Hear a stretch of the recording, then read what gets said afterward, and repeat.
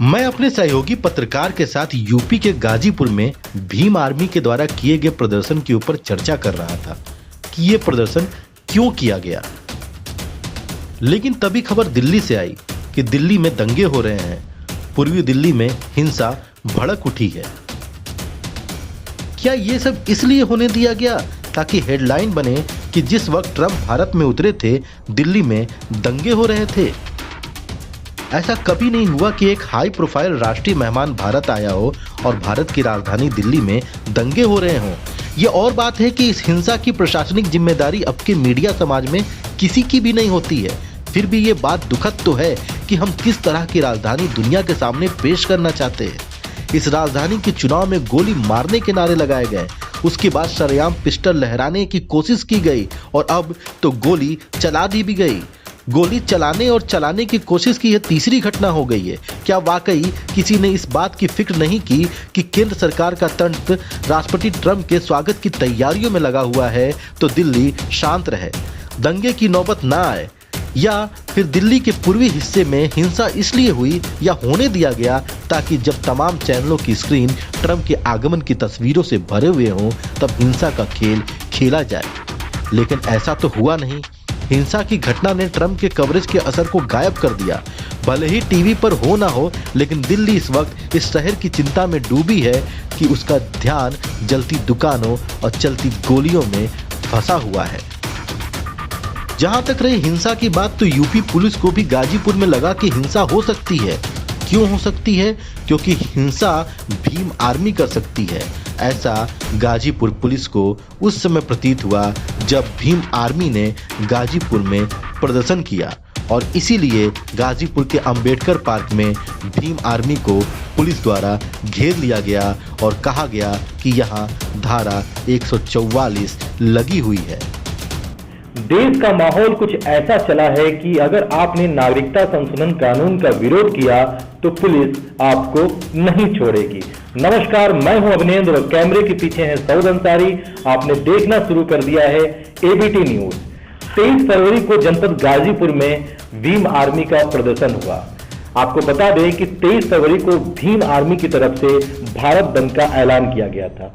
जनपद गाजीपुर के अंबेडकर पार्क में भीम आर्मी के कार्यकर्ता इकट्ठा हुए और विरोध प्रदर्शन करना शुरू कर दिया, लेकिन वहीं प्रशासन का रौद्र रूप देखकर उनको शांत होना पड़ा। प्रशासन ने पूरे भीम आर्मी के कार्यकर्ताओं को अंबेडकर पार्क में घेर लिया और उन्हें बाहर ना निकलने की चेतावनी दी। प्रशासन ने कहा कि जनपद में धारा 144 लागू है, इसलिए आप सड़क पर प्रदर्शन नहीं कर सकते हैं। जय भीम साथियों, जय भीम। आज 23 फरवरी 2020 गाजीपुर में जो वाराणसी मंडल का जिला है, ये शहीदों की धरती है, वीर अब्दुल हमीद की धरती है। इस जिले में बाबा साहब डॉक्टर BR अम्बेडकर उद्यान, अम्बेडकर पार्क जो लंका के बगल में है, जिला मुख्यालय पे। यहाँ हम लोग पूरे जिले से जो है कि भीम आर्मी के पदाधिकारी, जिले की टीम, विधानसभाओं की टीम, ब्लॉक की टीम व भीम आर्मी के समर्थक साथी व अन्य बहुजन समाज के जो संगठन हैं, ये सभी साथी आप लोग जो है कि यहाँ पे आए हुए हैं हम लोग।